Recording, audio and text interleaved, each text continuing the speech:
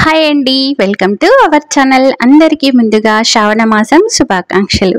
శ్రావణ మాసం అంటే ప్రతి మహిళకి కూడా ఎంతో సంతోషంగా ఉంటుంది కదా. శ్రావణ మాసంలో నోములు, వ్రతాలు, ఇలా పూజా కార్యక్రమాలు అందరం కూడా చేసుకుంటూ ఉంటాము. మనం ఏ వ్రతము, నోము, పూజ చేసినా కూడా ముందుగా అయితే ముగ్గు వేసుకోవాల్సి ఉంటుంది కదండి. అయితే ఇక్కడ మనం వరలక్ష్మి అమ్మవారికి ఎంతో ఇష్టమైనటువంటి పద్మం ముగ్గు మీకు ఈ వీడియోలో షేర్ చేస్తున్నానండి. చాలా ఈజీగా ఉంటుంది. 2 నిమిషాల్లో ముగ్గు కంప్లీట్ అవుతుంది. పసుపు, కుంకుమలు, ఫ్లవర్స్తో అలంకరించుకున్నారనుకోండి, చాలా అంటే చాలా అందంగా కూడా కనిపిస్తుందండి. ఇప్పుడు ఈ వీడియోలో చూసినట్టుగా ముందుగా అయితే ఇలా 8 లైన్స్ వేసేసుకొని ఆ తర్వాత ప్రతి లైన్కి కూడా ఇలా 3 డాట్స్ పెట్టుకోండి. ఆ తర్వాత నేను వీడియోలో చూపించినట్టుగా ఆ డాట్స్ని ఇంకా జాయింట్ చేయడమే అండి. చాలా అంటే చాలా ఈజీగా ఉంటుంది. అంటే మనం ముగ్గుని ఫస్ట్ టైం చూసినప్పుడు ఇది ఎలా వేయడం అనే డౌట్ వస్తుందండి. నేను కూడా ఫస్ట్ టైం వేసినప్పుడు అలానే అనుకున్నాను.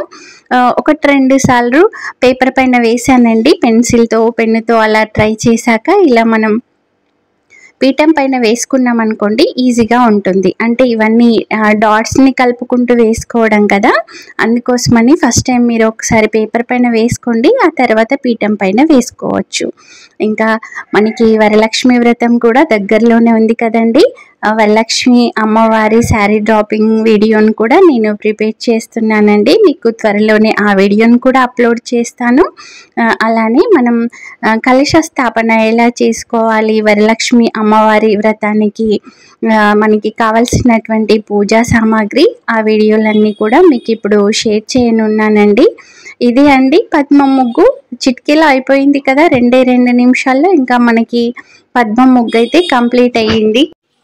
ఇలా పీఠం పైన ముగ్గు వేసేసుకున్న తర్వాత ఇక్కడ మనకి ఎక్కడైతే ఈ ఎండ్స్ వచ్చాయో అక్కడ ఇలా చక్కగా బియ్యపిండితో డాట్స్ అవి పెట్టేసుకొని వాటిపైన ఒక లైన్కి పసుపు, ఒక లైన్కి కుంకుమ అలా అలంకరించుకున్నారనుకోండి, చాలా అంటే చాలా అందంగా కనిపిస్తుందండి. ముగ్గంతా కూడా మీరు రంగులు వేసుకోవచ్చు, బట్ సింపుల్గా ఉంటుందని చెప్పేసి నేను ఇలా డాట్సే పెడుతున్నానండి.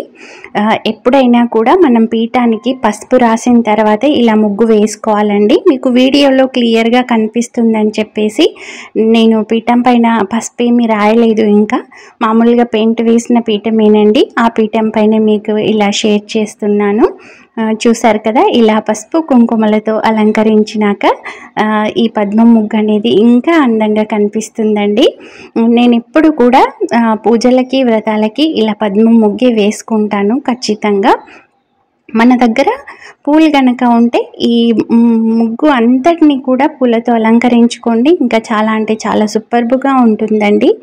ఫస్ట్ టైం చూసినప్పుడు నాకు కొద్దిగా కన్ఫ్యూజ్గా అనిపించింది, ఈ ముగ్గు వేయగలనా లేదా అని. తర్వాత వేసాక ఈజీ అనిపించిందండి. ఫస్ట్ టైం అయితే రాంగ్ అయ్యింది నాతో కూడా.